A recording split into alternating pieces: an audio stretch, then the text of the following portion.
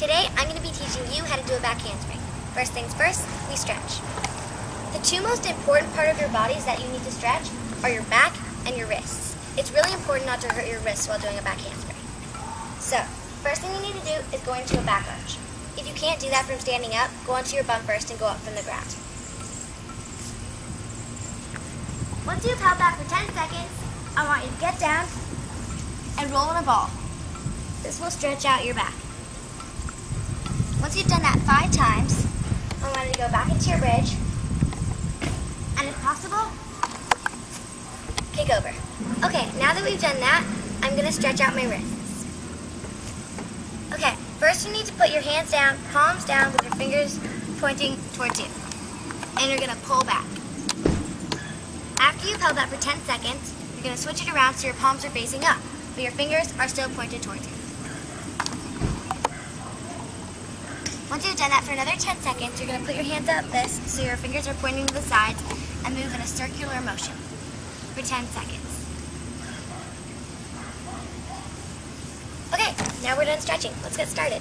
Okay, I want to share something with you that a lot of people get wrong about back handsprings.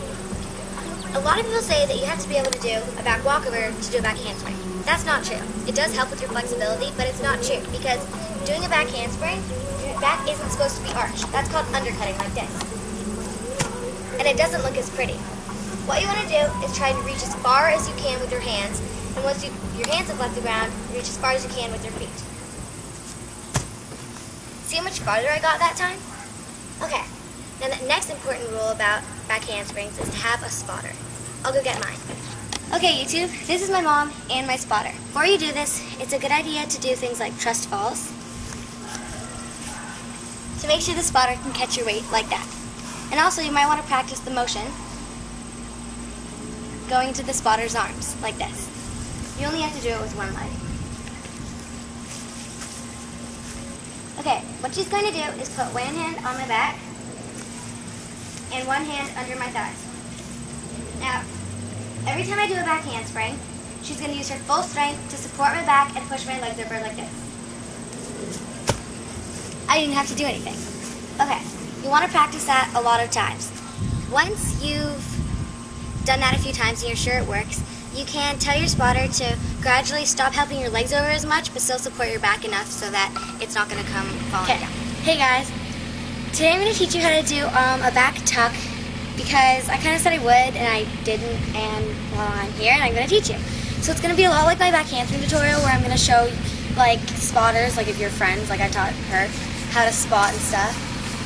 That's her. And I'm going to kind of teach you in a really unconventional way because most people are like, okay, you have to learn to set properly, you have to learn to like do a tuck jump. No. Okay, I'm just going to say you have to have a solid back handspring before you start because I know a lot of people want to learn how to do a back flip right away, but no. Just watch my back handspring tutorial, get that out of the way, and then come do this. Okay, so, back handspring. Back handspring looks like this. I kind of like squished it because it's a kind of, I'm doing this on a mattress. Okay, so materials you'll need. Athletic clothes, an old mattress, and if you don't have an old mattress, just be a daredevil and do it on the grass. I'm not responsible for like death or injury. And third, you have to be like shoeless or in cheerleading shoes and like hair on your face, even though I think it's a blind spot. Okay, so first, what you need to do is like have a pretty solid back handspring, and that's pretty solid like concept of what a back tuck is. So I'm just gonna like kind of brief you on that. A back tuck is a back flip where you set up, you tuck, you rotate, and you open. Actually, you're like tucking as you're rotating. And it's really important to set up. My friends are laughing at me because they're retards. Anyway, it's really important to set up because, shut up, because you're gonna make a sound like the camera's next to you, so you're just gonna hear. Anyway, okay, ignore them. So you're gonna like want to just learn how to like flip backwards first. Well, that's how I learned, and I know it's not proper, but whatever. And if you're a gymnast, you might not want to watch this because sometimes like coaches get mad at you. Anyway, so first what you want to do is just do your back handspring a few times. Like be like solid with it. Then start doing like really high, bad back handsprings, like exactly like your coach tells you not to do. You want to like flip and land, especially if you're doing this on a mattress, it's not really going to hurt your wrists anyway. So more like this. So it looks like really ugly, and if it like, yeah, it looks bad, but that's how you like want to learn it. So try that again. So like really bad. Then once you start being like more comfortable with doing a bad backflip, try just like doing, sorry, there's cars going by. 1 second. Okay, anyway, so then you want to start doing like more of like, you know, going up before it, so not just whipping backwards, still going up, so like that. I don't know if you can tell a difference, but there is a difference. Okay, so go practice that a few times, pause the video and come back, or just keep watching. Okay, so now what you want to do is start practicing the backflip, like actually trying to do it with no hands, like badly. It doesn't matter how it is right now. So that's kind of like me trying to do it like how you're trying to do it, you know, like not really practice, not really know it. Anyway, so you just like practice the motion over and over again, just like of flipping yourself backwards, and you're gonna get into a habit of like not setting, but that's okay because we're gonna reverse that habit later on. So just, yeah, like whip it and like do it over and over again. And now that you've got like the kind of like flipping back motion going, and especially if you've landed on your feet without using your hands, that's really good. So just keep practicing that on an old mattress and everything. Then what you want to do is get your friend. Just kidding. Okay. And what they're gonna do is they're gonna put kind of like a back handspring, except they're gonna support kind of like your back and your legs, but they're gonna push up more rather than pushing your legs back. Okay. So what they're gonna do is put this hand on your back. Sorry, that was another car moving by the road. And one hand on your thigh. Girls may be more comfortable with girls doing this, and vice versa. Anyway, so then what they're gonna do, they're going to kind of, you gotta kind of be confident with this. If you have a trampoline, it's really good to practice on that. Oh my god, sorry about all the cars. Sorry about that, the memory ran out, and also sorry about the lawnmower over there. Anyway, so the difference between the spotting of a back handspring and a back tuck is that when you're spotting a back handspring, you're going to want to push the legs back. With this, you're going to want to push the whole body up. So this is what a back tuck with a spot looks like.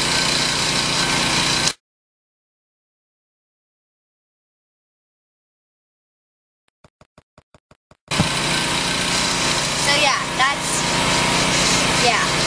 You might want to practice that leap, honestly, not on the grass the first 2 times, but your spotter's gonna help you get the motion of setting up, because I remember Okay, sorry about that. I'm having technical difficulties. But anyway, what I'm saying is they're gonna want to throw you up and then kind of catch you as they're going around. So come back, Alicia. So notice like how she's throwing you up and not like pushing you down.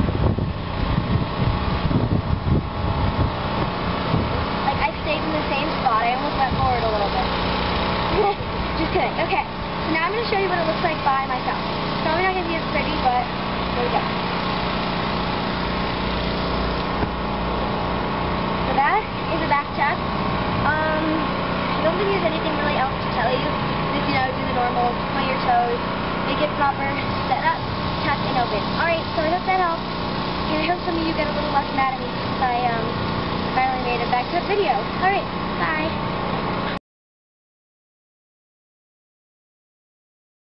It's going to be really important that you learn all the proper techniques, and we're going to build up some strengths and some exercises that do good liberties.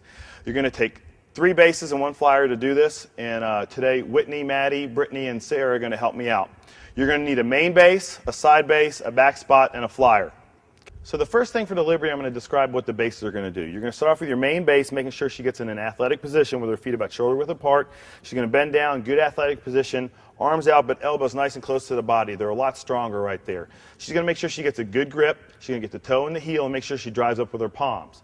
The secondary base are going to step in there and they're going to get in that same athletic position, but this time what they're going to do is they're going to make sure they grab the center of the foot with their right hand and the wrist with their left. For your back spots, it's going to be really important that you get in good. You're going to grab the ankle of the right foot and underneath the seat. You want to make sure you get in nice and close so you can use your legs. So you're going to bend down, you're going to grab the ankle and grab underneath the seat. It's going to be very important. Once you get in that good position, you help the flyer make sure her hips stay over the bases and that you control her weight. You're going to drive up with your left hand and lift up with your right.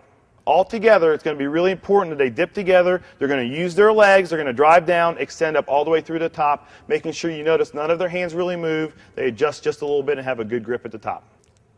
For the flyer in this stunt, it's going to be really important they can load themselves in, controlling their own weight. They're going to start with their foot loaded in and their back foot down on the ground. It's going to be really important that they jump as quick as they can and powerful off their back foot so they can transfer all their weight to their arms. Once they get all their weight into their arms on top of the bases, they're going to control their weight. It's going to be really important that they wait for these bases to go up.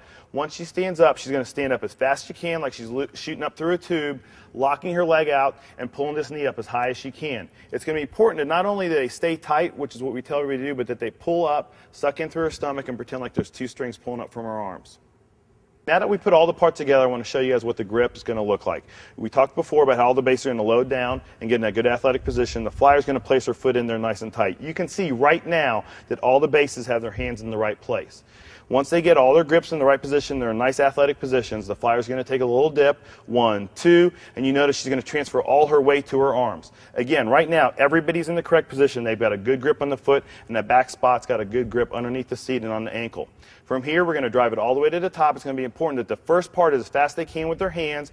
Again, dipping on 1, 2, all the way to the top, locking out, and you can see their grip did not change. Everything is locked out. Brittany's pulling up, pulling her knee as high as she can, and they never lose contact. It's really important that all the bases are looking all the way up to the flyer's shoulders.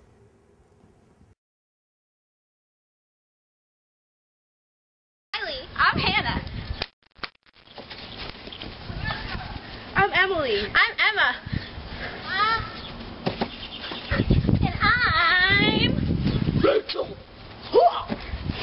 And we're here to show you how to be a cheerleader. Step 1, a knee stunt. 5, 6, 7, 8. 1, 2. Okay. Step 2, a half.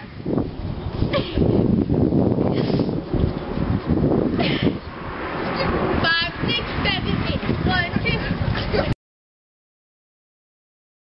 Step 3, a half lift. 5, 6, 7, 8. And if you want to get technical, 1, 2. You go, girl. 3, 4,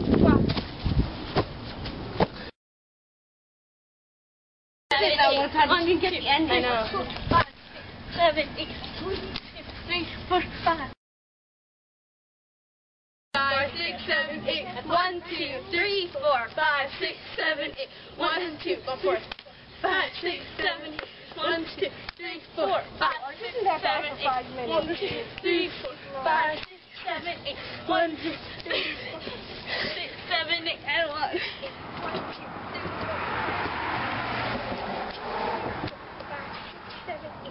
1, 2, 3, 4, 5, 6, 7, 8. 1, 2, 3, 4, 5. And that's how you do that. Yeah! This is a scorpion, originated from China, meaning sunrise. But in cheer terms, it means foot on head. Just so you know. This is a heel stretch, originated from Asia. Usually it's supposed to show skill, but we think that they just want to smell their feet. And that is just plain wrong.